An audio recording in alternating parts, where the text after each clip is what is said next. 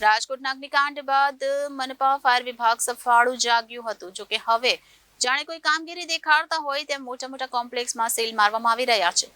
ભાવનગર શહેરના રાધા મંદિર પાસે આવેલા અષ્ટવિનાયક અને માધવ દર્શન કોમ્પ્લેક્સને સીલ કરવામાં આવ્યું હતું, જેને પગલે વેપારીઓ દ્વારા ભારે વિરોધ કરવામાં આવ્યો હતો.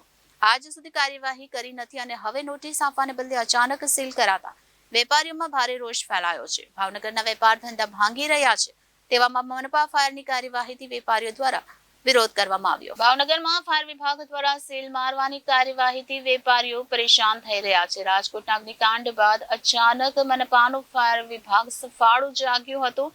જોકે હવે જાણે કોઈ કામગીરી દેખાડતા હોય તેમ મોટા કોમ્પ્લેક્સમાં સીલ મારવામાં આવી રહ્યા છે, જ્યારે અત્યાર સુધી આ બિલ્ડિંગોમાં ફાયર સેફટી કે સાધન ન હતા તે માટે કેમ કાર્યવાહી કરાઈ નહીં તેવી લોકચર્ચા પણ ઉઠી છે. હાલ જે પ્રકારે ફાયર દ્વારા કાર્યવાહી કરાઈ રહી છે તો અનેક વેપારીઓ પરેશાન થઈ રહ્યા છે. શહેરના રાધા મંદિર પાસે આવેલા અષ્ટવિનાયક અને માધવ દર્શન કોમ્પ્લેક્સને સીલ કરવામાં આવ્યું હતું, જેને પગલે વેપારીઓ દ્વારા વિરોધ કરાયો હતો. આજ સુધી કાર્યવાહી કરી નથી અને હવે નોટિસ આપવાને બદલે અચાનક સીલ કરાતા વેપારીઓમાં રોષ ફેલાયો છે.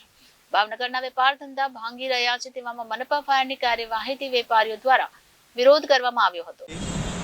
આજે ફાયરના નામે ઓચિંતાના સીલ મારવા આવ્યા છે.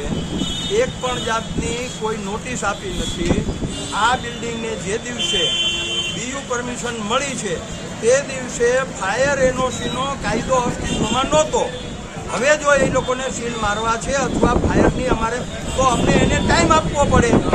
એટલી 15 દિવસ મહિનાનો ટાઈમ આપે, અમે વ્યવસ્થા કરાવી દેશું, પછી સીલ મરાય. આ રોજ અમારા બધાના રોજગાર છે. અહીંયા મારે પોતાને 40 માણસોનો સ્ટાફ અહીંયા કામ કરે છે. કેવી રીતના કોઈ માણસોના પગારનું શું થાય? આ જ્વેલરીનો શોરૂમ છે, કિંમતી માલ સામાન પડ્યો હોય અંદર, એનો જવાબદાર કોણ? અમે સહકાર આપવા માટે ક્યાંય ના જ નથી પાડતા. અમે કહીએ છીએ કે કાયદાને અમે સહકાર આપશું, પણ એટલી તમને નોટિસ તો આપો.